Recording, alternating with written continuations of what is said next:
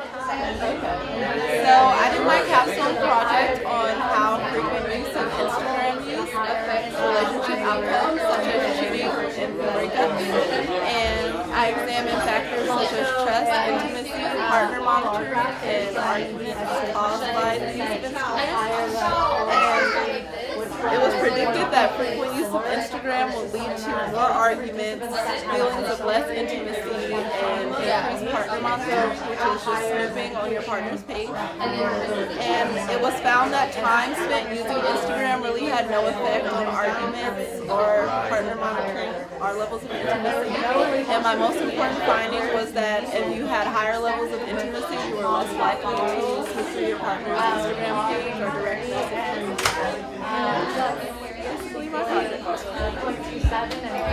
Hi, I'm Rosie Bobbitt, and my capstone presentation is on the awareness of mental health issues, effects of BPA contamination, a survey of mothers in the greater Los Angeles area. So, bisphenol A, BPA, is an industrial chemical compound made up of C15H16O2 that is a component of several commercially useful types of plastic. Some estimates show over 90% of citizens of Western countries are exposed to BPA on a daily basis.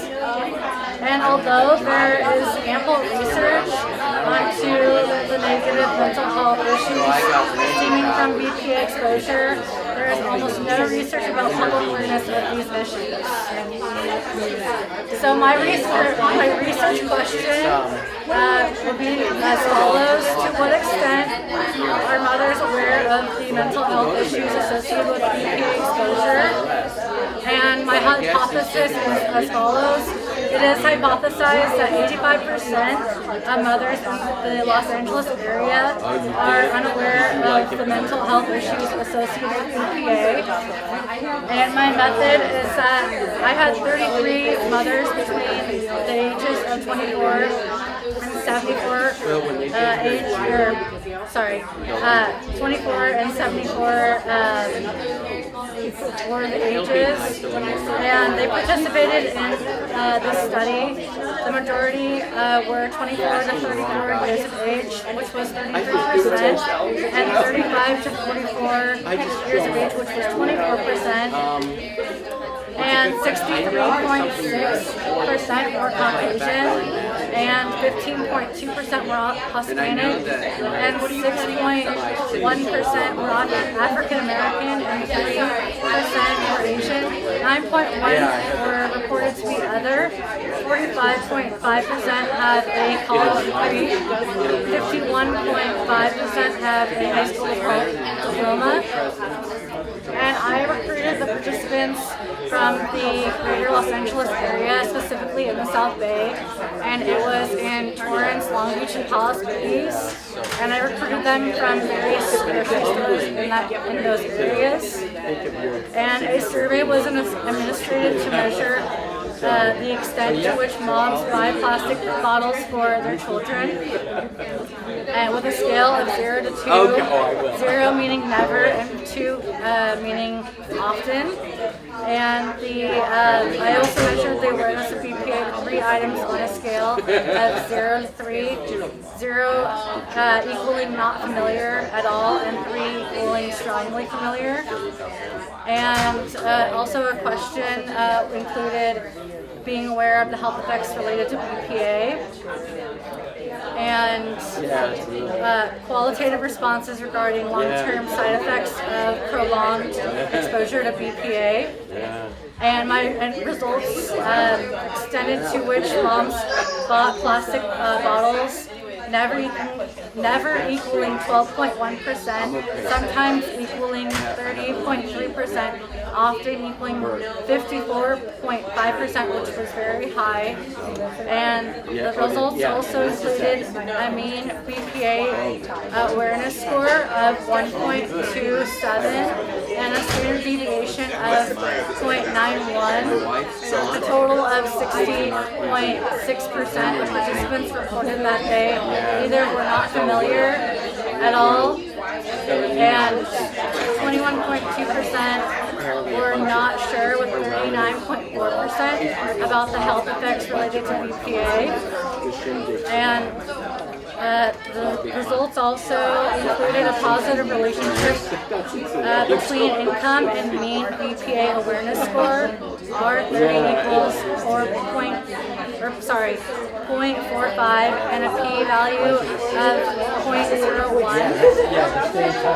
And there's a awareness mean bar graph right here, which shows that the education level increased with the overall awareness. And although the education level went up with the awareness of their information, there was no relationship between awareness mean and the extent to which they bought bottles. So even though the income level and the education level was higher with the awareness information that they had, they still bought bottles, and I thought it was more out of convenience than buying the bottles. And the majority of participants were not familiar with the effects of BPA. And the limitations in my study would include getting more participants for the study. And future research for the study would be looking into further curriculum for the awareness of BPA and the effects BPA has on mental health issues. And the implications in the study, the findings highlight that more mothers need to be more aware that BPA contamination can affect one's mental health. And past research showed that in the womb, a baby actually can produce autism if the mother has BPA in her bloodstream. And also, BPA is a leading environmental factor of ADD and ADHD. And it can affect your nervous system and the endocrine system. Thank you for your time. So I did my project on awareness on concussions and the benefits on the impact, which is new to our institution at MCU. I found that students that are aware of concussions are the ones that have been concussed than those that have not been concussed. And I also, for more information, I asked coaches and athletic trainers to see their opinion on the impact test and see if they actually worked. And unanimously, all of them agreed that it worked in diagnosing a concussion. So my study was supported by the data that I got. My poster is on cultural aspects on body image, and it's between Italian and Chinese participants to see if their culture influences their ideal body image. And I found that significant differences between the participants' body satisfaction score, their self-perception of their weight, and others' perception of their own weight. Both Italian and Chinese participants felt that they had a significantly larger body than their ideal body, and they also felt that their body was also larger than the ideal body for their specific culture. And my findings show that there should be further exploration to highlight that all culture does influence their actual body image. So not just between Italian and Chinese cultures, but also other cultures. Wonderful. Thank you. Great. Okay. So hi, my project is about time management and how that relates to student GPA. I looked at commuters versus residential students, and I hypothesized that commuter students would have higher overall GPA as well as better time management skills. And I surveyed 52 students. I surveyed 27 commuter students, and I surveyed 25 residential. And I asked them questions asking about their study habits, what time they study, if they study alone or in groups. And my results actually found that the GPA between the two sets of students is not very different at all, so there's no significant difference. And so therefore my hypothesis was wrong, and commuters actually procrastinate more and feel like they don't manage their time well. And overall I found that it's difficult to measure academic success, which is one factor being time management. Thank you. So I did social media use and cyberbullying. So my project was measuring the amount of social media use and cyberbullying and relating them to each other. So I sampled 44 females from a high school between the ages of 14 and 17. And then my results were that the number of participants that were victims of cyberbullying were also have been cyberbullies themselves. And I've also found that cyberbullies also had their grades affected by cyberbullying. And yeah, that's it. My study was done on the effects of different study methods on college student recall. So previous research actually said that digital technology increases research literacy, increases knowledge, and promotes learning achievements. Based off of previous research is when I hypothesized that those who use laptop notes would actually perform better than those who handwrote their notes. Majority of my participants were psychology majors and upper division students, so juniors and seniors. So the teacher lectured as usual, and the students took a pop quiz right after lecture.